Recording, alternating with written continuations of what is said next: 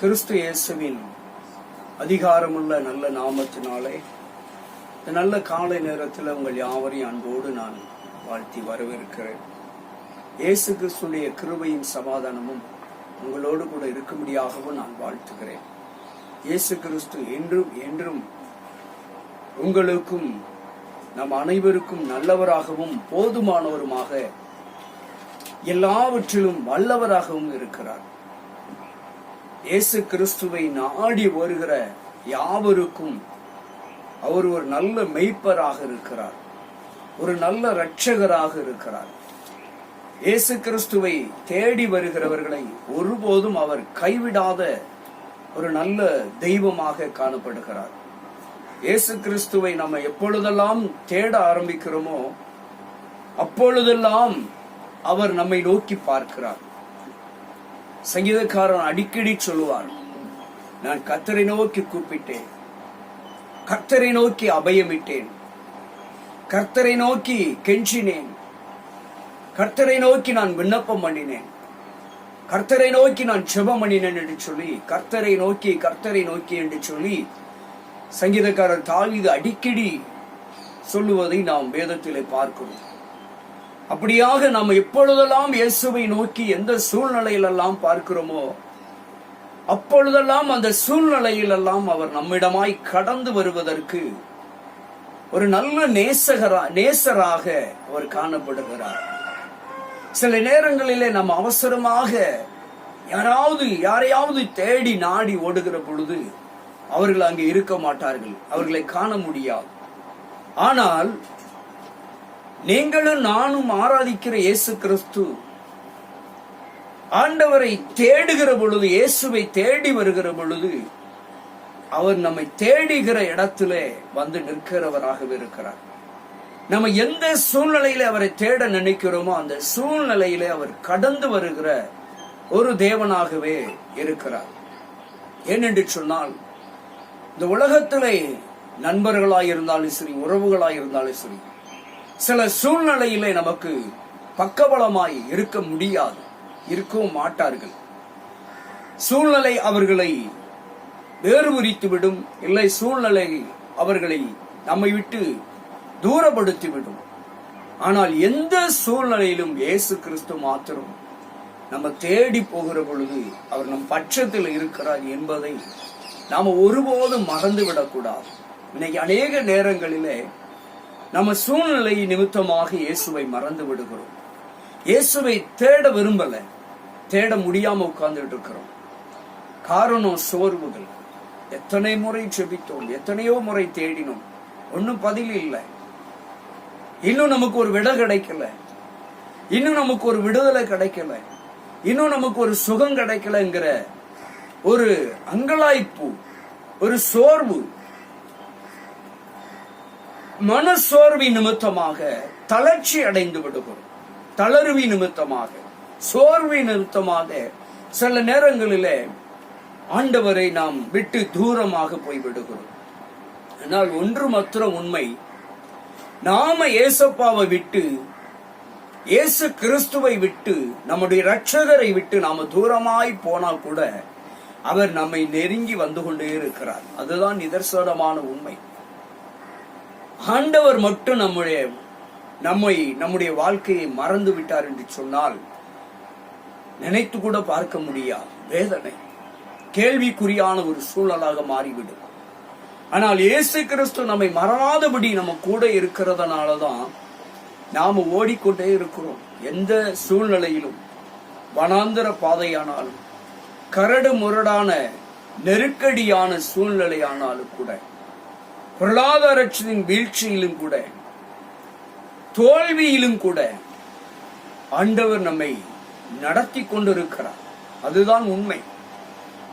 சில நேரங்களிலே நாம தோல்வி அடைந்த உடனே என்ன பண்றோம் அப்படின்னாக்க, இனிமே நம்மளால ஜெயிக்கவே முடியாது, இனி நம்மளால வெற்றி அடையவே முடியாதுன்னு நாமளே ஒரு முடிவு எடுத்து சோர்ந்து விடுகிறோம்.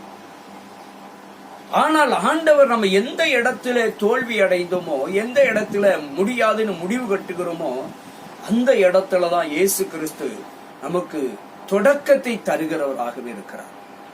ஆதலாலதான் அவர் நம்ம கூடவே இருக்கிறார். நம்ம கூட இருக்கிறவரை நம்ம அநேக நேரம் மறந்து போயிடுறோம். இயேசுவை ஒருபோதும் மறக்கவே கூடாது. இயேசுவை ஒரு நாளும் மறக்கவே கூடாது. இந்த உலகத்துல எதை வேணாலும் வெறுத்து விடலாம். ஜெபத்தை வெறுக்க கூடாது. வேத வாசிப்பை வெறுக்க கூடாது. நம்முடைய வெறுப்பு தன்மையை ஜெபத்திலும் வேத வாசிப்பிலும் ஊழியக்காரரிடத்திலும் நம்ம காட்டவே கூடாது. அப்படி நம்ம காட்டுகிற பொழுது இழப்பு யாருக்கு என்று சொன்னால் கர்த்தருக்கு கிடையாது, ஊழியக்காரனுக்கு கிடையாது. வெறுப்படைகிற நமக்கு தான் இழப்புகளை தவிர ஆண்டவருக்கோ ஊழியக்காரனுக்கோ சபைக்கு எந்த இழப்பும் கிடையாது. இன்னைக்கு அநேக நேரம் மனிதனுடைய முகத்தை பார்த்து நாம தீர்மானம் எடுக்கிறோம். மனிதர்களுடைய முகத்தை பார்த்து நம்ம தீர்மானம் எடுத்து ஆலயத்துக்கு போறதையே விட்டுருதோம். மனிதனை பார்த்துட்டு அவன் போற இடத்துக்கு நான் போக மாட்டேன், அவன் முகத்துல நான் முழிக்க மாட்டேன். அப்ப நம்ம எதுக்காக போறோங்கிறதே நமக்கு தெரியல. அப்படின்னா இப்ப நீங்க எதுக்கு போறீங்க? கோயிலுக்கு, சர்ச்சுக்கு நம்ம போறோம், ஜெபத்துக்கு நம்ம போறோம், வேத தியானிப்புக்கு நம்ம போறோம், ஜெபிக்க நம்ம போறோம். அப்படின்னா யாருக்காக போறோம்? ஆண்டவரை தேட போறோம், ஆண்டோடைய முகத்தை தரிசிக்க போறோம், ஏசப்பா கூட பேச போறோங்கிற சிந்தனையோடு போறவங்க மட்டும்தான் நம்மை சுற்றி இருக்கிற கூட்டத்தை பார்க்க மாட்டோம். அப்ப நம்ம சுற்றி இருக்கிற கூட்டத்தை பார்த்துட்டு ஜெபம் பண்றது, வேத வாசிப்பதெல்லாம் நம்ம வெறுக்கிறோம். அப்படின்னா அப்ப நம்ம ஆண்டவரை நேசித்து போகல, மனிதனை பார்த்து தான் ஓடிக்கொண்டிருக்கிறோம். அதனாலதான் இன்னைக்கு அநேக காரியங்களிலே நம்ம வெற்றி அடைய முடியவில்லை. அநேக காரியங்களிலே இன்னைக்கு தோல்வி அடைந்த ஒரு சூழ்நிலை, இன்னைக்கு அநேக காரியங்களிலே சோர்ந்து போன ஒரு சூழ்நிலை அதனாலதான் காணப்படுகிறது. நாம போகிற விதம், நான் இயேசுவை தேடி போகிறேன், நான் இயேசுவின் இடத்துல கேட்க போகிறேன், அப்பாவை சந்திக்க போறேன், எங்க அப்பா கூட நான் பேச போறேன், எங்க அப்பாவுடைய வார்த்தையை நான் கேட்க போறேங்கிற அந்த சிந்தனையோட நம்ம எப்ப நம்ம ஆண்டவர் சமூகத்துல வாரோமோ அப்பொழுதுதான் நமக்கு ஆசீர்வாதம் கிட்டி சேரும். அப்பொழுதுதான் நமக்கு ஒரு விடுதலை கிடைக்கும். இன்னைக்கு நிறைய விடுதலை கிடைக்காததுக்கு இதுவும் ஒரு காரணம். இன்னைக்கு அநேகருக்கு சுகம் கிடைக்காததுக்கு ஒரு காரணம் இதுதான். மனுஷ முகத்தை பார்க்கிறோம், மனுஷ முகத்தை பார்த்து தான் இன்னைக்கு ஆண்டவரை விட்டு நம்ம தூரமா போய் கொண்டே இருக்கிறோம். சூழ்நிலையை பார்த்து தான் இன்னைக்கு ஆண்டவரை விட்டு நம்ம தூரமாய் போய் கொண்டே இருக்கிறோம். ஜெபம் தூரமாயிருக்கிறது. ஜெபத்தினுடைய அளவீடு குறைந்து விட்டது. வேத வாசிப்பினுடைய அளவீடு குறைந்து விட்டது. அதைதான் நமக்கு வேதம் அழகாய் சொல்லிக் கொடுத்தது. வெளிப்படுத்தல வாசிக்கிற பொழுது 2வது அதிகாரத்தில் இங்க எழுதுகிற பொழுது சொன்னார், சபைகளுக்கு எழுதுகிற பொழுது 7 சபைகளில் ஒரு சபைக்கு சொல்லுகிற பொழுது சொன்னார், உன் ஆதி அன்பை புதுப்பித்துக் கொள். நம் ஆரம்ப காலத்திலே ஆண்டவரிடத்திலே அநேக நன்மைகளை பெற்ற அந்த சூழ்நிலையிலே ரட்சிக்கப்பட்ட புதுசிலே அதிகமாய் வேத வாசிப்போம், அதிகமாய் ஜெபிப்போம், அதிகமாய் கூட்டங்களிலே கலந்து கொள்வோம், அதிகமாய் ஆண்டுடைய வார்த்தையை கேட்பதற்கு ஓடி ஓடி போவோம். இன்றைக்கு யாராவது வந்து வார்த்தையை சொல்லிவிட மாட்டார்களா? இன்றைக்கு யாராவது நமக்கு வந்து ஜெபித்து விட மாட்டார்களா? இன்றைக்கு சர்ச்சை திறந்து கூட்டம் நடத்த மாட்டார்களா என்று சொல்லி ஒரு ஏக்கம், ஒரு தவிப்பு இருந்துச்சு. ஆனால் இன்றைக்கு அந்த தவிப்போ, அந்த ஏக்கமோ, அந்த ஆதி வைராக்கியமோ, ஆதி அன்போ, ஆதி ஜெபமோ இன்னைக்கு நம்ம இடத்துல காணப்படவில்லை. காரணம் என்ன? ஒரு சோர்வு, ஒரு வெறுப்பு தன்மை. அந்த ஆதி அன்பு இன்னைக்கு மழுங்கி கிடக்கிறது. அந்த ஆதி சிநேகம் மழுங்கி கிடக்கிறது. அதனாலதான் ஆண்டவர் உன் ஆதி அன்பை புதுப்பித்துக் கொள் என்று அங்கே சபைகளுக்கு எழுதுகிற பொழுது சொல்லுகிறார். என் அன்பு தேவ பிள்ளைகளே, என் அன்பு சகோதரனே, சகோதரியே, இன்றைக்கு ஆண்டவர் மழுங்கலாய் கிடக்கிறதை தீட்டி வைக்க சொல்ல விரும்புகிறார். அல்லேலூயா. தீட்டும்படியாக மழுங்கி கிடக்கிற தீட்டு இன்னைக்கு எப்படி ஒரு ஆயுதம் தீட்டப்பட வேண்டும் என்பதை குறித்து, தீட்டப்படாமல் இருந்தால் என்ன ஆகும், தீட்டினால் என்ன ஆகும் என்பதை குறித்து இன்னைக்கு ஆண்டவர் நம்முடைய ஆவிக்குரிய ஜீவியத்தை புதுப்பிக்கும்படியாக உங்களுடைய ஆசீர்வாதங்களை கர்த்தர் இன்னைக்கு புதுப்பிக்க விரும்புகிறார். நீங்கள் ஆசீர்வாதங்களை பெற்றுக்கொள்ள வேண்டும் என்று கர்த்தர் விரும்புகிறார். நீங்கள் எப்படியாவது விடுதலை பெற்றுக்கொள்ள வேண்டும் என்று கர்த்தர் விரும்புகிறார். அவர் கொடுப்பதற்கு தயாராக இருக்கிறார். அவர் சுகத்தை கொடுக்க தயாராக இருக்கிறார். விடுதலை கொடுக்க தயாராக இருக்கிறார். உன்னை சுகப்படுத்த தயாராக இருக்கிறார். உன்னை துக்கத்தில் இருந்து மீட்டெடுக்க அவர் தயாராக இருக்கிறார். ஆனா ஆண்டவர் கேட்கிறார், மகனே மகளே, நீ ஆயத்தமா? நீ தயாரா இருக்கிறாயா? நீ எப்படி இருக்கிற? கூர்மையா இருக்கிறாயா? எச்சரிக்கையோடு தயார் நிலையில் இருக்கிறாயா என்பதை குறித்துதான் கர்த்தர் இந்த கால வேளையில உங்களோடு கூட பேசிக் கொண்டிருக்கிறார். பேசுகிறது நான் அல்ல, கர்த்தருடைய ஆவியானவர் என்பதை முதலாவது நீங்கள் விசுவாசிக்க வேண்டும். ஏனென்று சொன்னால், இஸ்ரவேல் ஜனங்களை பார்த்து, அங்கு யோசபாத் ராஜா ஜனங்களை பார்த்து சொல்லுகிற பொழுது சொன்னான், மக்களை பார்த்து ஜனங்களை பார்த்து சொன்னான், முதலாவது தேவனை கர்த்தரை நம்புங்கள், இரண்டாவது கர்த்தருடைய தீர்க்கதரிசியை நம்புங்கள் என்று சொன்னார். எப்பொழுது நம்ம கர்த்தருடைய வார்த்தையின் மீது, ஊழியக்காரன் வாயிலிருந்து வருகிற வார்த்தை மீது ஒரு நம்பிக்கை வைக்கிறோமோ, அப்பொழுது அந்த வார்த்தைக்குரிய பிரதிபலனை பெற்றுக் கொள்ள முடியும்.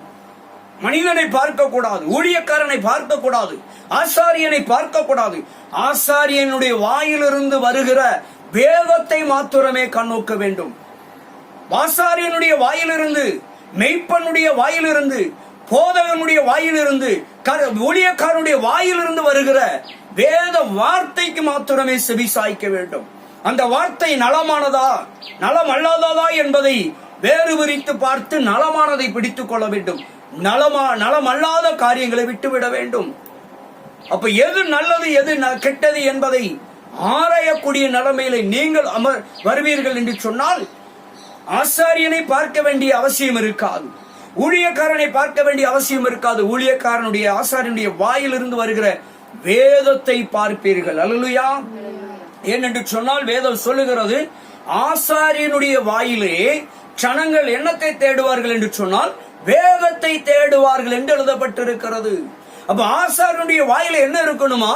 கர்த்தருடைய வேதம் இருக்க வேண்டும், கர்த்தருடைய வார்த்தை இருக்க வேண்டும், கர்த்தருடைய சத்தியம் இருக்க வேண்டும். அப்ப அந்த சத்தியம் இருக்கிற அந்த ஆசாரியனுடைய வாயிலிருந்து புறப்படுகிற அந்த வார்த்தைக்கு நீங்கள் செவி சாய்ப்பீர்கள் என்று சொன்னால், மனுஷனை ஒரு நாள் நீங்க பார்க்க மாட்டீங்க. அல்லேலூயா. மனுஷனை பார்த்தோம் அப்படின்னா வேத வார்த்தைகள் கிரியை செய்யவே செய்யாது. வேதத்தை மாத்திரம்தான் நோக்கணும். அதுதான் வேதம் சொன்னது, சத்தியத்தை அறிவீர்கள், சத்தியம் உங்களை விடுதலையாக்கும். அப்ப இன்றைக்கு ஆண்டவர் இந்த நேரத்துல நம்மோடு கூட பேச விரும்புகிற ஒரு காரியம் என்னன்னா, நீங்கள் இன்றைக்கு மழுங்கலாய் இருக்கக்கூடாது என்பதை கர்த்தர் விரும்புகிறார். அல்லேலூயா. அதற்கு ஏற்ற ஒரு வார்த்தை தான் கர்த்தர் இந்த காலவேளையில நம்மோடு கூட பேசுகிறார். வாசிக்கலாம். பிரசங்கியின் புஸ்தகம் 10வது அதிகாரத்திலே 10வது வசனத்திலே இங்கே பிரசங்கி அழகாக எழுதுகிறார். ஞானி எழுதி வைத்திருக்கிறார், சாலமோன் ஞானி. பிரசங்கியின் புஸ்தகத்திலே 10வது அதிகாரம் 10வது வசனத்திலே ரொம்ப அழகாக எழுதுகிறார். பரிசுத்த ஆவியானவர் மூலியமாய் எழுதப்பட்ட இந்த வேத வசனத்தை நீங்கள் உன்னிப்பாய் கவனிக்கிற பொழுது, இந்த வசனத்துக்கு நீங்கள் முக்கியத்துவம் கொடுக்கிற பொழுது, எப்பொழுது வேத வார்த்தைக்கு நம்ம முக்கியத்துவம் கொடுக்கிறோமோ, எப்பொழுது வேத வார்த்தைக்கு கவனமாக நம்முடைய செவிகளை சாய்க்கிறோமோ, நம்முடைய இருதயத்தை, லீதியாளுடைய இருதயம் திறக்கப்பட்டிருந்தது போல நம்முடைய இருதயம் கர்த்தருடைய வார்த்தைக்கு திறந்து இருக்கிறதோ, அப்பொழுது ஆண்டவர் நமக்குள் வாசம் பண்ணுகிற கர்த்தராகவே இருக்கிறார். நம்மை உயிர்ப்பிக்கிற ஒரு கர்த்தராக இருக்கிறார். அல்லேலூயா. வாசிக்கலாம். பிரசங்கியின் புஸ்தகம் 10:10. இருப்பு ஆயுதம் மழுங்கலாய் இருக்க அதுவன் ஒருவன் தீட்டாமல் போனால் அதிக பலத்தை பிரயோகம் பண்ண வேண்டியதாகும் என்று சொல்லி இங்கே ஆண்டவராகிய கர்த்தர் நமக்கு இந்த கால வேளையிலே பேசுகிறார். என் அன்பு சகோதரனை, சகோதரி, என் அன்பு தெய்வ பிள்ளைகளே, இங்கே அழகாக சொல்லப்பட்டிருக்கிறது, இருப்பு ஆயுதம் மழுங்கலாயிருக்க அந்த ஆயுதத்தை ஒருவன் பிரயோகம் பண்ணினால், உபயோகப்படுத்தினால், அது என்ன ஆகுமா? உபயோகப்படுத்தினா அவன் தன் சரீரத்தில் இருக்கிற பலத்தை இழக்க வேண்டிய சூழ்நிலை வரும் என்று இங்கு எழுதுகிறார். அதிகமாய் பிரயோகம் பண்ண வேண்டிய பலத்தை, தன் சரீரத்தில் இருக்கிற சக்தியை அதிகமாய் செலவிட வேண்டிய ஒரு சூழ்நிலை ஏற்படும் என்று இங்கே அதை ஆண்டவர் நமக்கு சுட்டி காட்டுகிறார். இருப்பு ஆயுதம். ஒரு ஆயுதம் மழுங்கலாயிருந்தால், கூர்மை இல்லாத சூழ்நிலையில் இருந்தால், அந்த ஆயுதத்தை கொண்டு ஏதோ ஒன்றை, ஏதோ ஒரு மரத்தை வெட்டுவதற்கு நம்ம பயன்படுத்துகிற பொழுது, அந்த ஆயுதம் கூர்மையற்றதாயிருந்தால், மழுங்கலாய் இருக்கிற பொழுது அந்த மரத்தை வெட்டுவதற்கு 10 நிமிடத்தில் வெட்ட வேண்டிய அந்த மரத்தை 10 மணி நேரம் செலவிட வேண்டியிருக்கும். ஏன் 10 மணி நேரம் செலவிட வேண்டியிருக்கும் என்று சொன்னால், அந்த ஆயுதம் மழுங்கலாயிருக்கிறது. 10 நிமிஷத்துல முடிய வேண்டிய ஒரு காரியத்தை 10 மணி நேரம் செலவிடுகிற பொழுது என்ன நடக்கும் என்று சொன்னால், நம்முடைய உடலில் இருக்கிற நம்முடைய சக்தி எல்லாம் விரயமாய் கொண்டிருக்கிறது. அல்லேலூயா. விரயமாக்க வேண்டிய சூழ்நிலை ஏற்படும். நம்முடைய பலத்தை விரயம் பண்ண வேண்டிய ஒரு சூழ்நிலை ஏற்படும். இதைத்தான் நமக்கு இன்றைக்கு சுட்டி காட்டுகிறார். உன் ஜெபம் மழுங்கலாயிருந்தால் சடுதியாய் நடக்க வேண்டிய ஆசீர்வாதங்கள் காலதாமதம் ஏற்படுவதற்கு காரணம் இதுதான். காலதாமதம் ஏன் ஏற்படுகிறது என்று சொன்னால், உன் ஜெபம் மழுங்கலாயிருக்கிறது. உன் ஜெபத்திலே கூர்மைத்தன்மை இல்லை, உன் அன்பிலே கூர்மை இல்லை. எனக்கு அநேகர் உன்னை வெறுக்கிறதற்கு காரணம் என்ன? உன்னிடத்திலே அன்பு கூர்மையாய் இல்லை, அன்பு மழுங்கலாய் கிடக்கிறது. அதனாலதான் இன்னைக்கு அநேக காரியங்களை செலவிட வேண்டிய ஒரு சூழல். என் அன்பு தேவ பிள்ளைகளே, உன் ஜெபம் மழுங்கலாயிருக்கிறது. உன் ஜெபம் என்னும் ஆயுதம், வேதம் வாசிக்கும் என்ன ஆயுதம், உன் அன்பு என்ற ஒரு ஆயுதம். பாருங்க, இப்படி எல்லாவற்றையும் வேறு பிரித்து பார்க்கிற பொழுது எல்லாம் மழுங்கலா இருந்தால், இன்னைக்கு நிறைய பேர் பார்த்தீங்கன்னா சாதாரண ஒரு சின்ன நோய்க்கு பல லட்சங்களை செலவழித்துக் கொண்டே இருக்கிறார்கள். அடிக்கடி மருத்துவமனைக்கு செலவிட்டு பணத்தை செலவழித்துக் கொண்டு இருக்கிறார்கள். காரணம், அவர்களுடைய ஜெப வாழ்க்கை, ஆவிக்குரிய வாழ்க்கை மழுங்கலாய் கிடக்கிறதுனாலதான் இன்னைக்கு பணத்தை விரயம் பண்ணி கொண்டே இருக்கிறார்கள். அவர்களுடைய அதான் சொல்றாரு, மழுங்கலாய் இருக்கிற பொழுது ஆயுதத்தை பயன்படுத்தினால் தன் பலத்தை செலவிட வேண்டி இருக்கும் என்று சுட்டி காட்டுகிறார். உன் ஜெபம் மழுங்கி கிடந்தால், உன் வேத வாசிப்பு மழுங்கி கிடந்தால், ஆண்டவரோடு கூடிய உறவு மழுங்கி இருக்கிற பொழுது நீ இந்த உலகத்திலே உன் சக்தியை, உன் பிரயாசத்தை, உன் ஆசீர்வாதத்தை நிறைய இழக்க வேண்டிய இருக்கும் என்பதை இங்கு சுட்டி காட்டுகிறார். அல்லேலூயா. இன்னைக்கு அநேக ஆசீர்வாதங்களை, அநேக சந்தோஷத்தை, அநேக சமாதானத்தை இழப்பதற்கு ஒரு காரணம் என்னவென்று சொன்னால், உன் ஆவிக்குரிய வாழ்க்கை, உன் ஆவிக்குரிய ஜீவியம் மழுங்கி கிடக்கிறது. இந்த ஆயுதம் வாங்கின பொழுது எப்படி கூர்மையாய் இருந்ததோ, இன்றைக்கு அந்த ஆயுதம் அப்படி இல்லை, மழுங்கி போய்விட்டது. ஆனால் அதே தான் சொல்றாரு, நீ ஆதியிலே எவ்வளவு கூர்மையாயிருந்தாய், வேதம் நன்றாக வாசித்தாய். வேதம் வாசிக்கிறது மாத்திரமல்ல, மணிக்கணக்கில் தேவனுடைய சமூகத்திலே நேரத்தை செலவிட்டாய், அதிகமாக ஜெபம் பண்ணினாய், அதிகமான கூட்டங்களிலே கலந்து கொண்டாய், கர்த்தருடைய வார்த்தைக்கு முக்கியத்துவம் கொடுத்தாய். ஆனால் இன்றைக்கு அதெல்லாம் இல்லையே. அதைத்தான் இன்றைக்கு சுட்டி காட்டுகிறார், நீ மழுங்கி கிடக்கிற. அல்லேலூயா. அப்போ அன்பு, ஆதியில இருந்த அன்பு, ஆதியில இருந்த அந்த கூர்மை தன்மை எங்கே போய்விட்டது? ஆண்டவர் அதைத்தான் சுட்டி காட்டுகிறார். மகனே, மகளே, நீ கூர்மையாய் இருக்க வேண்டும். பிசாசுடைய கிரியைகளை நீ வெட்டி அழிக்க வேண்டும் என்றால் உன் ஜெபம் கூர்மையாய் இருக்க வேண்டும். உன் ஆவிக்குரிய ஜீவியம் கூர்மையாய் இருக்க வேண்டும். இல்லை என்று சொன்னால் உன் வாழ்க்கையில நீ போராடி கொண்டேதான் இருக்க வேண்டும். அதைத்தான் உன் பலத்தை பிரயோகம் பண்ண வேண்டியிருக்கும், உன் சக்தியை இழக்க வேண்டியிருக்கும், உன் ஆசீர்வாதங்களை இழக்க வேண்டியிருக்கும். பிசாசோடு போராடி போராடி போராடி ஆசீர்வாதங்களை எல்லாம் இழந்து தெருவில் நிற்க வேண்டிய ஒரு சூழ்நிலை வரும். எப்பொழுது உன் ஆவிக்குரிய காரியங்கள், உன் ஆவிக்குரிய ஜீவியங்கள், உன் ஜெப வாழ்க்கை, உன் நம்பிக்கை, இன்னைக்கு நம்பிக்கை கூர்மையற்ற தன்மையோடு இருக்கிறது. உன் நம்பிக்கை என்னும் ஆயுதம், உன் விசுவாசம் என்னும் ஆயுதம் இன்னைக்கு கூர்மை இல்லாமல் இருக்கிறதுனாலதான் இன்னைக்கு அநேக ஆசீர்வாதங்களை இழந்து கொண்டிருக்கிறீர்கள். இன்னைக்கு அநேக சுகத்தை பெற முடியாமல், இன்னும் எழுந்திருக்க முடியாமல், அநேக மருந்து மாத்திரையில காலங்களை கடத்தி கொண்டிருப்பதற்கு காரணம் என்ன? உன் விசுவாசம் கூர்மையற்றதாயிருக்கிறது, மழுங்கி கிடக்கிறது. விசுவாசம் மழுங்களா இருக்கிறதுனாலதான் இன்னைக்கு வாழ்க்கையில வாழ்நாள் முழுவதும் மருந்து மாத்திரை, வாழ்நாள் முழுவதும் மருத்துவருக்கே பணத்தை செலவழித்துக் கொண்டிருக்க வேண்டிய ஒரு சூழல், வாழ்நாள் முழுவதும் ஏதோ ஒரு விதத்துல உன் காஸ்டி எல்லாம் செலவழித்துக் கொண்டு எல்லாம் பொத்தலான பையில வர்றதெல்லாம் வரவுக்கு மேல செலவுகள். காரணம் என்ன? உன் விசுவாசம் கூர்மையற்றதாயிருக்கிறது, உன் நம்பிக்கை கூர்மையற்றதாயிருக்கிறது. உன் நம்பிக்கையும் விசுவாசமும் பதமுள்ளதாய் தீட்டப்பட்டதாய் இருக்க வேண்டும். ஒவ்வொரு நாளும் உன் நம்பிக்கையும் விசுவாசத்தையும் நீ கூர்மை உள்ளதாய் பதம் உள்ளதாய் வைத்துக் கொள்ள வேண்டும். பதமாய் இருக்கிறதா? விசுவாசத்தினாலே ஜெயிக்கணும். விசுவாசம் என்ன கேடயத்தினால். அப்ப விசுவாசத்தினாலே விசுவாசை ஜெயிக்கணும் அப்படின்னா உன் விசுவாசம் என்னும் ஆயுதம் எப்படி இருக்கணுமா? கூர்மையா இருக்கணும். அல்லேலூயா. விசுவாசம் கூர்மை இல்லை அப்படின்னா ஜெயிக்க முடியாது. நிறைய சில பேர் பார்த்திருக்கோம், நிறைய இடத்துல பார்த்திருக்கோம். நிறைய பேர் நல்லா ஜெயிப்பாங்க. கேட்டா எத்தனை மணிக்கு? 1 மணிக்கு வந்துடுச்சேன், 1 மணிக்கு வந்துடுச்சு. காலையில பலபலன்னு விடிகிற 6 மணி வரைக்கும் ஜெபம் பண்ணினேன். கிட்டத்தட்ட 6 மணி நேரம் ஜெபித்தா அப்படிம்பாங்க. அதிகாலையில எந்திரிச்சிருக்கிறேன், அதிகாலை ஜெபித்திருக்கிறேன். ஆனா ஏன் விடுதலை இல்லை? ஏன் இன்னும் சுகம் கிடைக்க முடியவில்லை?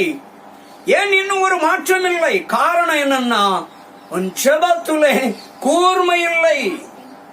அதனாலதான் பல மணி நேரம் ஜெபிக்க வேண்டிய ஒரு சூழ்நிலை, ஒரு காரியத்துக்கு போராட வேண்டிய சூழ்நிலை. எதனாலன்னா கூர்மை இல்லை, விசுவாசம் இல்லாத ஜெபம். அப்ப அதைத்தான் வேதம் சொல்லுகிறது. அதான் பக்தர் பாடுகிற விசுவாசம் உள்ள ஜெபமே பிணியாளிகளை ரட்சிக்கும். அப்ப விசுவாசம் கூர்மையாயிருந்தா உன் பிள்ளைகள் சுகமாவார்கள். விசுவாசம் கூர்மையாயிருந்தால் உன் பிள்ளைகள் ஜெயம் எடுப்பார்கள். விசுவாசத்திலும் நம்பிக்கையிலும் நீ கூர்மையோடு இருப்பாய் என்று சொன்னால் உன் ஆசீர்வாதங்கள் பெருகும். விசுவாசத்திலும் நம்பிக்கையிலும் அன்பிலும் ஜெபத்திலும் வேத வாசிப்பிலும் நீ கூர்மையுள்ள ஒரு ஆயுதத்தை போல காணப்பட்டால் நீ ஜெயத்தை, ஆசீர்வாதத்தை, விடுதலையையும் சுகத்தையும் பெற்றுக்கொள்ள முடியும். இன்னைக்கு கூர்மை இல்லை, மழுங்கி கிடக்கிற, ஜெபத்துல மழுங்கலாயிருக்கிற. அதனாலதான் போராட்டம், அதனாலதான் சண்டைகள், அதனாலதான் ஒரே காராட்டமான சூழ்நிலை. விடுதலை இல்லை. இன்னைக்கு விடுதலை இல்லாத காரணம் என்ன? கூர்மையற்ற தன்மை. கூர்மை இல்லை, ஆயுதத்துல கூர்மை இல்லை. போட்டு வெட்ட வேண்டி இருக்கு மரத்தை. சக்தியெல்லாம் இழந்து போக வேண்டிய சக்தி எதை குறிக்கிறது? உன் பொருளாதாரத்தை குறிக்கிறது, உன் ஆசீர்வாதத்தை குறிக்கிறது, உன் சுகத்தை குறிக்கிறது, உன் ஆரோக்கியத்தை குறிக்கிறது, உன் சமாதானத்தை குறிக்கிறது, உன் சந்தோஷத்தை குறிக்கிறது. இதையெல்லாம் இழந்து போறதுக்கு காரணம் என்னன்னா மழுங்கலாயிருக்கிறதுனாலதான். அல்லேலூயா. ஜெபத்திலையும் வேத வாசிப்பிலும் உன் ஆவிக்குரிய வாழ்க்கையிலும் மழுங்கி கிடக்கிறதுனாலதான் இதெல்லாம் இன்னைக்கு இழந்து கொண்டிருக்க வேண்டிய ஒரு சூழ்நிலை. என் அன்பு தேவ பிள்ளைகளே, என் அன்பு சகோதரனை சகோதரியே, இந்த கால வேளையிலே கர்த்தர் சொல்லுகிறார், இன்றைக்கு நீ கூர்மையாகணும். அல்லேலூயா. உன் ஆசீர்வாதங்கள் எல்லாம் உனக்கு இழந்து போகக்கூடிய காரியங்கள் வரவே வராது. உன் ஆசீர்வாதங்கள் உன்னை விட்டு போகவே போகாது. பொத்தலான பையில போட்டது போல வரக்கூடிய ஒரு நிலை இருக்காது. மீதியான துணிக்க எடுக்கும்படியான ஒரு சூழ்நிலை உண்டாகும். சிலர் 1 நிமிஷம் ஜெபம் பண்ணுவாங்க, உடனே பதில் கிடைக்கும். சிலர் பல மணி நேரம் ஜெபம் பண்ணுவாங்க, பதிலே கிடைக்காது. காரணம் என்னன்னா அந்த 1 நிமிடம் ஜெபித்தவனிடத்துல விசுவாசமும் நம்பிக்கையும் கூர்மையாயிருந்ததுனாலதான் அவன் சடார்னு ஜெயிச்சிடுறான். கூர்மையான ஒரு ஆயுதத்தை வச்சு வெட்டணும்னா மரம் சாஞ்சிருது. அதே போலதான் 1 நிமிடம் ஜெபிக்கிறவனுக்கு பதில் உடனே கிடைப்பதற்கு காரணம் அவன் விசுவாசமும் நம்பிக்கையும் கூர்மையாயிருப்பதினால். பல மணி நேரம் ஜெபிக்கிறவங்களுக்கு பதில் கிடைக்காததுக்கு காரணம் அவங்க விசுவாசத்திலும் ஜெபம் நீண்ட நேரமாயிருக்கலாம். அதான் ஆண்டவர் சொன்னார், அஞ்ஞானிகளை போல நீண்ட நேரம் நீண்ட ஜெபம்னாரு. தேவையில்லை. சுருக்கமாய் கருத்தாய் 2 வார்த்தை சொன்னாலும் 1 வார்த்தை சொன்னாலும் போதும். 100க்கு அதிபதி அதைத்தான் சொன்ன. ஆண்டவரே, என் வேலைக்காரன் என்ன கிடக்கிறான்? பலவீனப்பட்டு சுகவீனப்பட்டு கிடக்கிறான், நோய்வாய்ப்பட்டு கிடக்கிறான். நீர் என்ன செய்யும்? ஒரே ஒரு வார்த்தை சொன்னா போதும். அந்த 100க்கு அதிபதி கேட்டது 1 வார்த்தை தான். ஆண்டவர் ஒரே ஒரு வார்த்தை வார்த்தை சொன்னா போதும் அவன் கேட்டதுனால நீ போ அப்படியே ஆகுன்னார், அவன் சுகமாவான்னார். அல்லேலூயா. அந்த ஒரு வார்த்தை கூர்மையா இருந்தது. அவன் அந்த வார்த்தையை நம்பிட்டு போனான். அவன் நம்பிக்கை கூர்மையா இருந்துச்சு. கர்த்தர் சொன்ன வார்த்தையை அவன் நம்பினான். அவன் நம்பிக்கையில கூர்மை இருந்துச்சு. இயேசுவை தேடி வந்ததுல ஒரு கூர்மை தன்மை இருந்துச்சு. அதான் சொல்லுவோம், கூர்மையா இருக்கிறோமா? நம்முடைய நம்பிக்கையில விசுவாசத்துல இயேசுவை தேடி வந்தா எனக்கு நடக்குங்கிற நம்பிக்கையோட வந்திருக்கிறோமா? அந்த நம்பிக்கையோட போகிற பொழுதுதான் இந்த ஊழியக்காரனிடத்துல போய் ஜெபம் பண்ணுனா கர்த்தர் எனக்கு பதில் கொடுப்பார் என்ற நம்பிக்கையிலே கூர்மை இருக்கணும். விசுவாசத்திலே கூர்மை இருக்கணும். இயேசுனுடைய பாதத்திலே அமர்ந்தா எனக்கு பதில் கிடைக்கும் என்ற அந்த நம்பிக்கை கூர்மையா இருந்தா தான் பதில் கிடைக்கும். இல்லன்னா மணிக்கணக்கில் இல்ல, நாள் கணக்கில் இல்ல, வருஷ கணக்கில் காத்திருந்தாலும் வாக்குத்தத்தமா தான் இருக்குமே ஒழிய பழிக்கிறதுக்கு சான்ஸே இல்லை. அல்லேலூயா. ஏன் வாக்குத்தத்தம் இன்னும் பழிக்கல? நிறைய பேருக்கு வருஷம் வாக்குத்தத்தம் எடுக்கிறாங்க, கிடைக்கிறது, பழிக்கல. காரணம் என்ன? அவங்களுடைய விசுவாசத்தின் ஆயுதம் மழுங்களா கிடக்கு. அவன் நம்பிக்கை மழுங்களா கிடக்கு. அவன் செப வாழ்க்கை மழுங்கலாய் கிடக்கு. அவன் வேத வாசிக்கிற அனுபவம் மழுங்கலாய் கிடக்கு. அவன் ஆவிக்குரிய வாழ்க்கை மழுங்கி போய் கிடக்கு. அதனாலதான் வாக்குத்தத்தம் ஒன்னும் பலிக்கிறது இல்லை. அதனாலதான் அவங்களுக்காக செபிக்கிற பொழுது அந்த செபம் கேட்கப்படுகிறாம பதில் கிடைக்காம இருக்கிறது. ஊழியக்காரனுடைய தவறு கிடையாது இது. நீங்க எப்படி இருக்கிறீங்க? கூர்மையா இருக்கிறீங்களா? அதே போல ஊழியக்காரனும் கூர்மையா இருக்கணும். விசுவாசத்திலே நம்பிக்கையிலும் கூர்மை உள்ளவனா இருந்தா தான் பிசாசுடைய கிரியைகளை வெட்டி சாய்க்க முடியும். பிசாசுடைய கிரியைகளை அழிக்க முடியும், ஜெயிக்க முடியும். வெள்ளி சூனியத்தை ஜெயிக்கணுமா? மாந்திரீகத்தை ஜெயிக்கணுமா? செய்வனைகளை ஜெயிக்கணுமா? மையை ஜெயிக்கணுமா? பிசாசின் கிரியைகளை ஜெயிக்கணுமா? பலவானை ஜெயிக்க வேண்டும் என்று சொன்னால் உன் விசுவாசமும் உன் நம்பிக்கையும் உன் ஜெபமும் எப்படி இருக்கணுமா? கூர்மையா இருந்தா மாத்திரமே ஜெயிக்க முடியும். அப்படி இல்லாத பட்சத்தில் எல்லாவற்றிலும் உன் ஆசீர்வாதங்களை விரயமாய் செலவழிக்க வேண்டியிருக்கும். இன்னைக்கு நிறைய ஆசீர்வாதங்களை இழக்கிறதுக்கு காரணம் இதுதான். காரணம் என்ன? கூர்மையா இல்ல. நீங்க கூர்மையா இல்ல. அதான் சொல்றாரு, இருப்பு ஆயுதம் மழுங்களா இருக்க என்ன செய்ய முடியாதான்? ஒருவன் அதை தீட்டாமற் போனால், மழுங்கி கிடக்கிற அந்த விசுவாசத்தையும் நம்பிக்கையும் அன்பையும் ஆவிக்குரிய ஜீவியத்தையும் தீட்டாம போனா பிசாசை ஜெயிக்க முடியாது, உலகத்தை ஜெயிக்க முடியாது, பலவீனத்தை ஜெயிக்க முடியாது, தோல்வியை ஜெயிக்க முடியாது. அப்ப எல்லாவற்றையும் ஜெயிக்க வேண்டும் என்று சொன்னால் உன் ஆவிக்குரிய ஜீவியத்தை தினந்தோறும் தீட்டிக் கொண்டே இருக்க வேண்டும். உன் ஜெப வாழ்க்கையை தினந்தோறும் தீட்டிக் கொண்டே இருக்க வேண்டும். உன் வேத வாசிக்கிற காரியங்களை தினந்தோறும் தீட்டிக் கொண்டே இருந்தால் மாத்திரமே ஜெயிக்க முடியும். நீ ஆசீர்வாதங்களை இழந்து போக முடியாது. இழந்து போனதை பெற்றுக்கொள்ள முடியும். உனக்கு நன்மைகள் கிட்டி சேரும். அற்புதங்கள் பெற்றுக்கொள்ள முடியும். நீண்ட நாட்கள் செல்லாது, காலங்கள் கடந்து போய் கொண்டே இருக்காது. இன்னைக்கு அநேக காரியம் இதனாலதான் திருமண தடைகள், குழந்தை பாக்கியத்தின் தடைகள், வீடை கட்ட முடியாத ஒரு தடை, கட்டியும் கட்டி எழுப்ப முடியாத ஒரு தடை, பணத்தின் தடை, வர வேண்டிய பண தடைகள், இப்படி சுகத்திற்கு தடை, ஆரோக்கியத்திற்கு தடை, இப்படி பல தடைகள் வருவதற்கு காரணம் நீங்கள் உங்கள் விசுவாசத்தையும் நம்பிக்கையையும் ஆவிக்குரிய ஜீவத்தையும் தீட்டாம போறதுனாலதான் இன்னைக்கு இவ்வளவு தடைகள் வந்து கொண்டிருக்கிறது. அல்லேலூயா. அப்ப இன்றைக்கு கர்த்தர் என்ன சொல்லுகிறார் என்று சொன்னால், என் மகனே மகளே, நீ உன்னை பதப்படுத்திக் கொள். இன்னைக்கு உன்னை செனசி சார்பா தீட்டிக்கொள். நல்லா தீட்டி பதமா இருக்கணுங்கிறாரு. உன் ஜீவியம் விசுவாசம் பதமா இருக்கணும். உன் நம்பிக்கை பதமா இருக்கணும். உன் ஆவிக்குரிய ஜீவியம் பதமா இருக்கணும். இப்படிப்பட்ட சூழ்நிலையிலே நீ தீட்டப்பட்ட ஒரு நிலையில் இருந்தால் நீ ஜெயிக்க முடியும். உன் சக்தி இழக்க வேண்டாம். உன் கையின் பிரயாசத்தை நீ இழந்து போக வேண்டிய சூழல் வராது. உன் ஆசீர்வாதத்தை இழந்து போகக்கூடிய ஒரு சூழல் வராது. உன் ஆரோக்கியத்தை இழந்து போகக்கூடிய ஒரு சூழல் வராது. உன் நிம்மதியை இழந்து போகக்கூடிய ஒரு சூழ்நிலை வராது. காரணம், நீ தீட்டப்பட்டவளாய் தீட்டப்பட்டவனாய் இருந்தால். அல்லேலூயா. ஆவிக்குரிய ஜீவியங்கள். அன்பு சகோதரனே, சகோதரி, என் அன்பு தேவ பிள்ளைகளே, இன்னைக்கு ஆண்டவர் உங்களோடு கூட பேசிக் கொண்டிருக்கிறார்.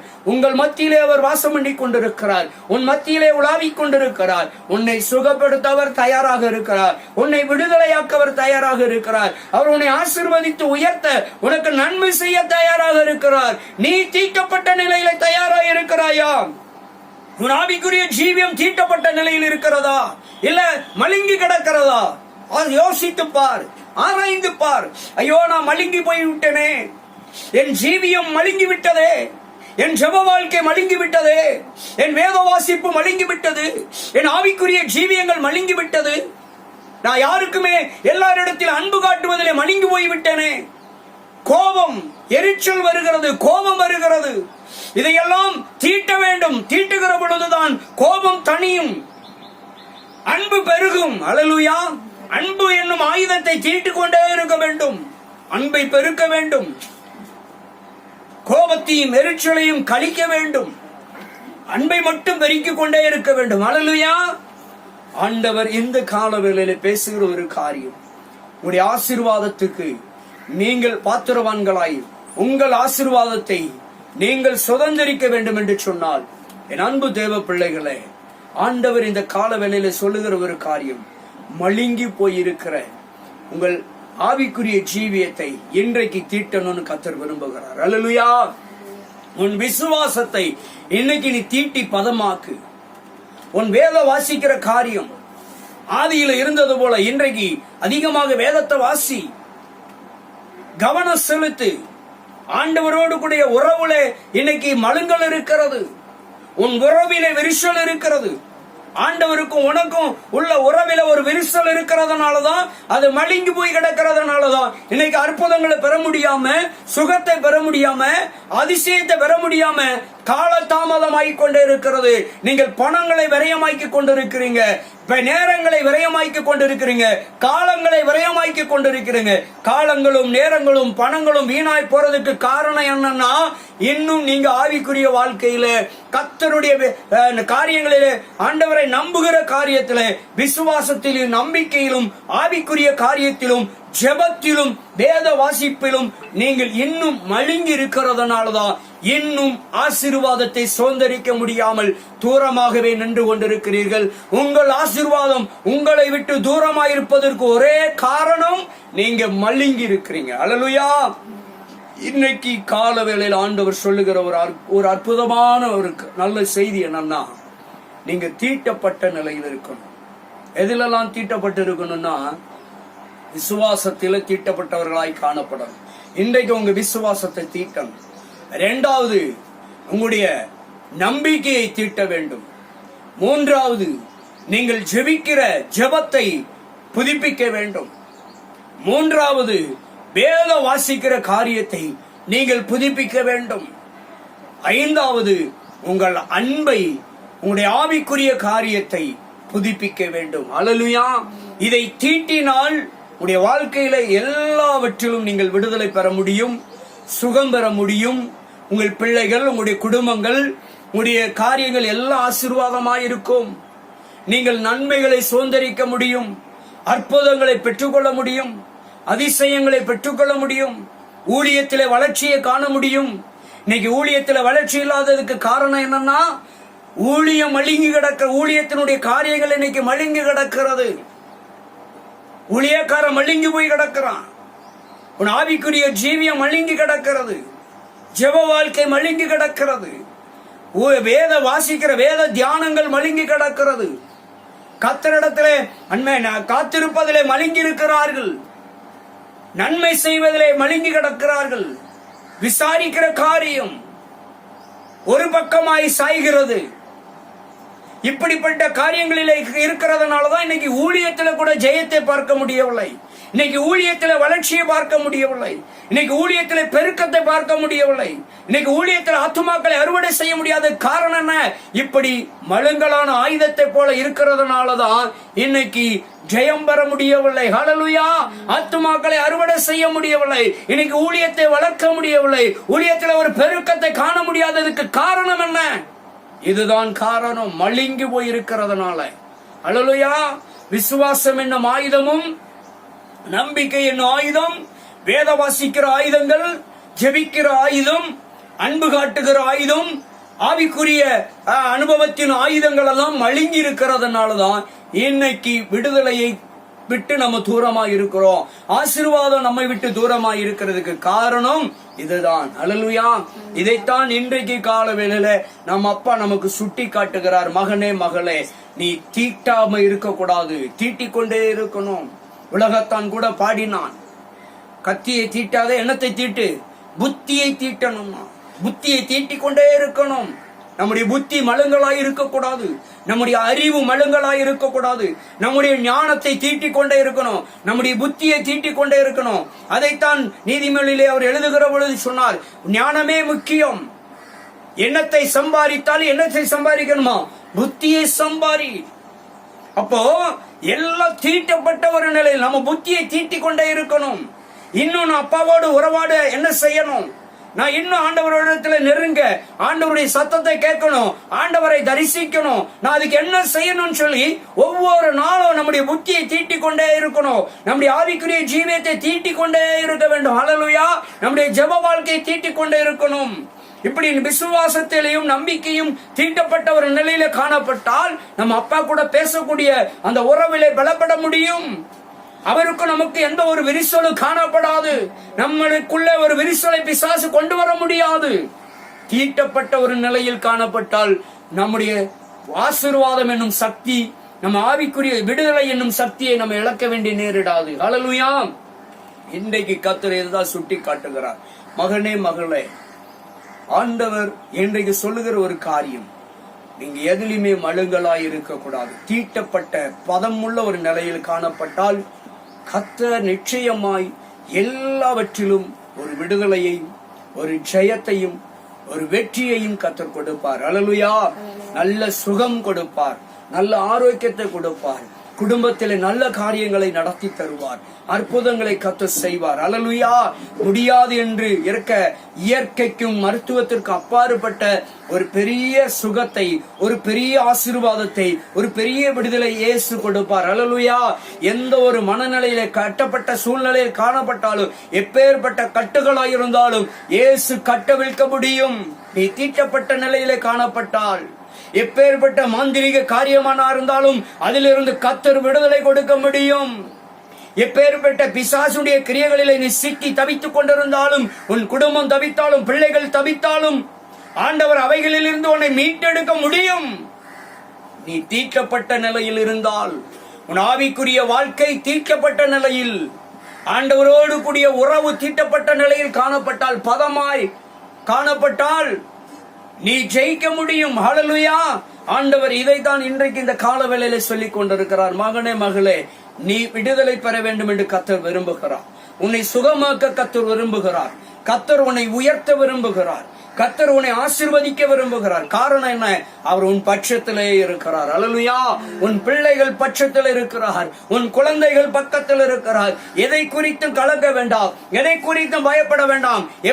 எப்பொழுது கலக்கம் இருக்காது என்று சொன்னால், எப்பொழுது பயம் இருக்காது என்று சொன்னால், நீ ஆவிக்குரிய வாழ்க்கையிலே, நீ விசுவாசத்திலே, நம்பிக்கையிலே, அன்பிலே, உன் ஜெப வாழ்க்கையிலே, வேத வாசிப்பிலே ஒரு தீட்டப்பட்ட நிலையிலே இருந்தால், மலங்களாய் இருக்கிற ஆயுதத்தை போல் இல்லாமல் தீட்டப்பட்ட ஆயுதத்தை போல் இருந்தால், இந்த உலகத்தை சுலபமாய் ஜெயிக்க முடியும். எல்லா கிரியைகளையும், பொல்லாத கிரியைகளையும் சுலபமாய் ஜெயிக்க முடியும். நீ எதெல்லாம் ஜெயிக்கணும்னு ஆசைப்படுறியோ, எதையெல்லாம் வெற்றி பெறணும்னு ஆசைப்படுறியோ, அதையெல்லாம் வெற்றி பெற முடியும். அல்லேலூயா. காரணம் தீட்டப்பட்ட ஒரு நிலையில் காணப்படணும். என் அன்பு தேவ பிள்ளையே, இருப்பு ஆயுதம் மழுங்கலாய் இருக்க ஒருவன் தீட்டப்படாமல் போனால் அதிக தன் பலத்தை எப்படி செலவழிப்பானோ, அதே போலதான் நம்முடைய ஆவிக்குரிய வாழ்க்கையில, நம்முடைய ஜெப வாழ்க்கையில, வேத வாசிக்கிற வாழ்க்கையிலே, நம்முடைய அன்பு காட்டுகிற காரியங்களிலே, நம்ம நம்பிக்கையிலே, விசுவாசத்திலே, இப்படி ஆண்டவர் இதை தான் தீட்ட சொல்லுகிறார். இதுல நீங்க தீட்டாம மழுங்கி போய் கிடந்தீங்கன்னா, நீங்க இந்த உலகத்துல அநேக ஆசீர்வாதங்களை இழக்க வேண்டிய ஒரு நிலைமை வரும்.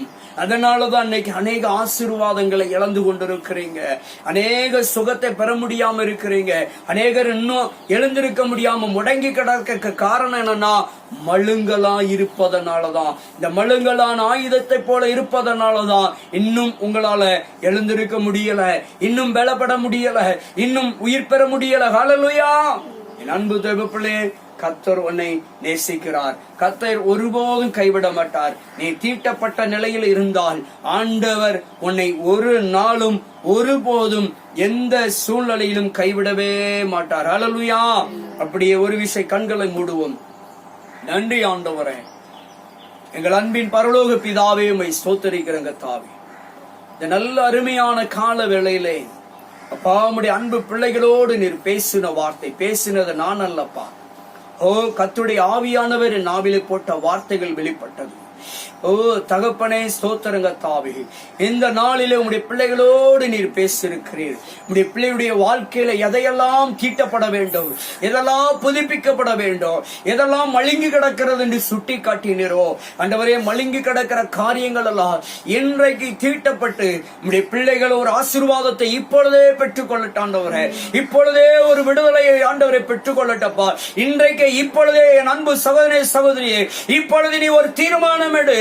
இன்றைக்கு நான் எல்லாவற்றையும் தீட்டிக் கொள்ளுவேன். மலங்களாயிருக்கிற என் காரியங்களை எல்லாம், மலங்களாயிருக்கிற என் விசுவாசத்தை, மலங்களாயிருக்கிற என் நம்பிக்கையை, மலங்களாயிருக்கிற என் ஆவிக்குரிய ஜீவியத்தை, மலங்களாயிருக்கிற அன்பை, மலங்களாயிருக்கிறதான ஆண்டவரை விசுவாசத்தையும் நம்பிக்கையும் ஆவிக்குரிய ஜீவியத்தையும் நான் இன்றைக்கு ஜெப வாழ்க்கையை, வேத வாசிக்கிற காரியங்கள் எல்லாம் மலங்களாயிருக்கிறதை இன்றைக்கு நான் தீட்ட ஆரம்பிக்க போறேன். இப்பொழுதே தீட்ட போறேன்னு சொல்லி நீங்க ஒரு தீர்மானம் எடுத்தால், தீர்மானம் எடுக்கிற இந்த வேளையில கர்த்தர் உனக்கு விடுதலை கொடுக்கிறார். தீர்மானம் எடுக்கிற இந்த வேளையில உனக்கு கர்த்தர் உன் குடும்பத்தில் ஒரு விடுதலை கட்டளை இடுகிறார். இப்பொழுது தீர்மானம் எடுக்கிற இந்த நொடியில உன் பட்சத்தில் இருக்கிற இயேசு கிறிஸ்து உன்னை விடுதலையாக்குகிறார், உன்னை சுகமாக்கி கொண்டிருக்கிறார். கட்டிகளை மறைந்து கொண்டிருக்கிறது, விடுதலை பெற்றுக் கொண்டிருக்கிறாய். இப்பொழுது கட்டுகள் அறுக்கப்பட்டுக் கொண்டிருக்கிறது, எல்லா நுகங்களையும் கர்த்தர் முறித்துக் கொண்டிருக்கிறார். இப்பொழுது எல்லா பில்லி சூனிய மாந்திரிகத்துடைய சங்கிலிகள் எல்லாம்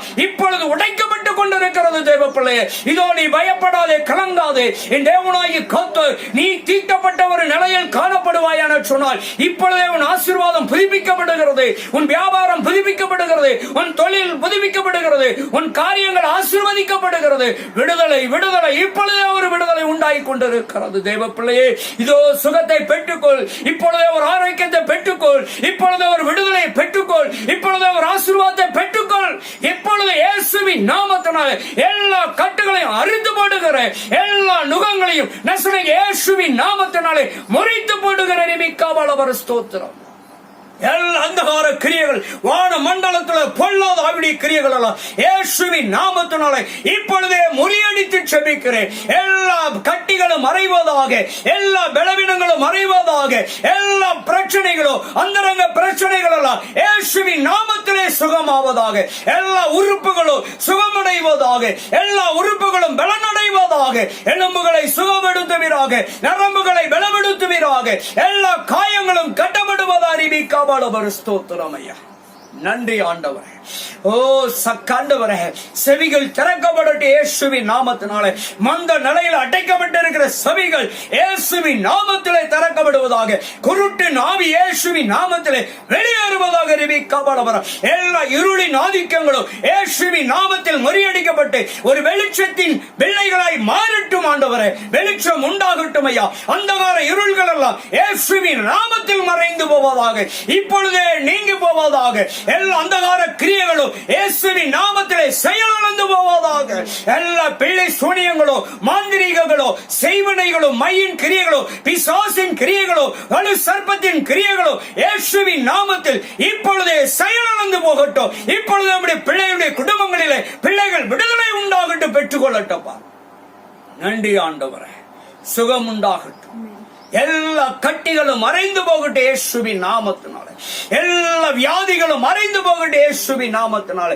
எல்லா வேதனைகளும் வலிகளும் ஆறாத தீராத பொண்கள் எல்லாம், தேராத ஆறாத காயங்கள் எல்லாம் இப்பொழுதே மறைந்து போகட்டும் இயேசுவின் நாமத்தினாலே. எல்லா மனநிலையை கட்டி வைத்திருக்கிற, எல்லா மனநிலையை கட்டி வைத்திருக்கிற கட்டுகள் எல்லாம் பிசாசின் கிரியைகள் அளிக்கப்படுவதாக. எல்லா மனநிலையை சீர்படுவதாக. நல்ல சுகம் உண்டாகட்டும் இயேசுவின் நாமத்தினால். இப்பொழுதே உம்முடைய பிள்ளைகள் எல்லாம் தீட்டப்பட்ட நிலையில் உண்டாகட்டும் ஆண்டவரே. உம்முடைய பிள்ளைகளுடைய ஜெபம் எல்லாம் தீட்டப்படட்டும் ஐயா. உம்முடைய பிள்ளைகளுடைய ஆண்டவரே வேத வாசிக்கிற காரியங்கள் எல்லாம் இப்பொழுது ஆண்டவரே ஒரு தீட்டப்பட்ட நிலைக்கு உண்டாகட்டும் ஆண்டவரே. இப்பொழுது நம்முடைய பிள்ளைகள் ஆவிக்குரிய கீவியங்கள் ஆண்டவரே தீட்டப்படுகிற ஆயுதத்தை போல மாறட்டும் இயேசுவின் நாமத்தினாலே. ஆண்டவரே அவருடைய விசுவாசத்தை கர்த்தர் தீட்டும்படியான ஒரு சூழ்நிலை உருவாக்குவீராக. நம்பிக்கையில தீட்டப்பட்ட நிலை உண்டாகட்டும் ஐயா. இழந்து போன காரியங்களை பெற்றுக் கொள்ளட்டும் ஐயா. இனி விரயமாகாதபடிக்கு அவருடைய பொருளாதாரங்கள், அவருடைய பணங்கள், சக்திகள் விரயமாகாதபடிக்கு, காலங்கள் விரயமாகாதபடிக்கு இப்பொழுதே ஒரு ஆசீர்வாதமாய் மாறட்டும். விடுதலை உண்டாகட்டும். நன்றி ஆண்டவரே, அப்படியே செய்வீராக. பிள்ளைகள் ஜெயம் பெறட்டும், வெற்றி பெறட்டும், ஆசீர்வாதத்தை பெற்றுக் கொள்ளட்டும், விடுதலை பெற்றுக் கொள்ளட்டும் ஆண்டவரே. ஓ தகப்பனே, சுகத்தையும் சௌக்கியத்தையும் ஆரோக்கியத்தையும் நீடிய வாழ்வையும் பெற்றுக் கொள்ளட்டும் ஆண்டவரே. எல்லா கட்டுகள் அறுக்கப்படட்டும் இயேசுவின் நாமத்தினாலே.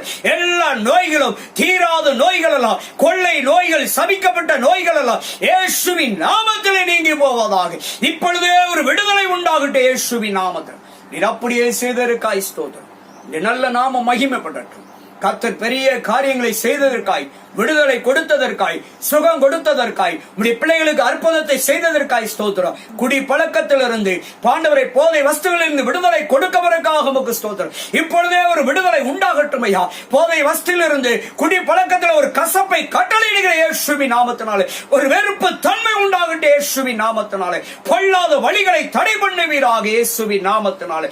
ஓ தகப்பனே, உமக்கு நன்றி தகப்பனே.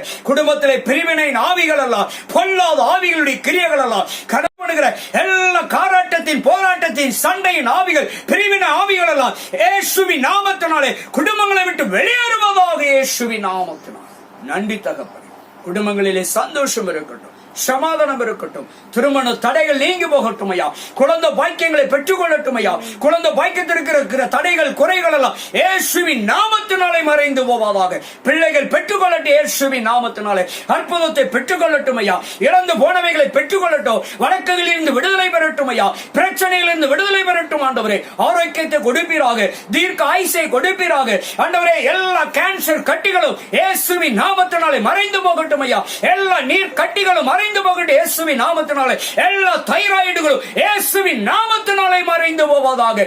எல்லா வீசிங், எல்லா டிபி வியாதிகள் எல்லாம் இயேசுவின் நாமத்தினாலே ஆண்டவரே மறைந்து போகட்டும் ஆண்டவரே. எல்லா அலர்ஜிகளும், எல்லா தோல் வியாதிகளும் இயேசுவின் நாமத்தில் மறைந்து போவாக. ஸ்தோத்திரம் ஐயா. இப்பொழுதே ஒரு விடுதலை உண்டாகட்டும். அற்புதம் நடக்கட்டும் ஆண்டவரே. நிலங்களை வாங்கட்டும், வாகனங்களை வாங்கட்டும் ஐயா. எல்லா தொழிலையும், மிருக ஜீவன்கள், விவசாயங்களை ஆசீர்வதிப்பீராக. வெள்ளாமைகளை ஆசீர்வதிப்பீராக. தொழில் வியாபாரங்களை ஆசீர்வதியும். வேலை வாய்ப்பு, படிப்புகளை ஆசீர்வதியும் ஐயா. உயர்வை காணட்டும், மேன்மையை காணட்டும், பதவி உயர்வுகள் கிடைக்கட்டும் ஐயா. ஆண்டவரே, பணி செய்கிற இடத்துல இருக்கிற எல்லா பிரச்சனைகளும், தொந்தரவுகளும், இடையர்களும் இயேசுவின் நாமத்தினாலே நீங்கி போவதாக. கர்த்தர் பெரிய காரியங்களை பிள்ளைகளை காத்துக் கொள்ளுங்க ஆண்டவரே. அடிமைப்பட்டு இருக்கிற எதிலெல்லாம் அடிமைப்பட்டு இருக்கிறார்களோ எல்லா அடிமைத்தனத்திலிருந்து ஒரு விடுதலை கொடுப்பீராக. எல்லா அடிமைத்தனத்திலிருந்து ஒரு விடுதலை கொடுப்பீராக. இப்பொழுதே ஒரு விடுதலை உண்டாகட்டும் அடிமைத்தனத்திலிருந்து இயேசுவின் நாமத்தினாலே கட்டளை கொடு. சுகமும் சௌக்கியமும் ஆரோக்கியமும் பாதுகாப்பும் ஆசீர்வாதங்களும் விடுதலையும் எல்லாருக்கும் உண்டாக முடியாது. இயேசு கிறிஸ்துவின் நாமத்தில் ஆசீர்வதித்து செபிக்கிறேன் நல்ல பிதாவே. ஆமென். God bless you.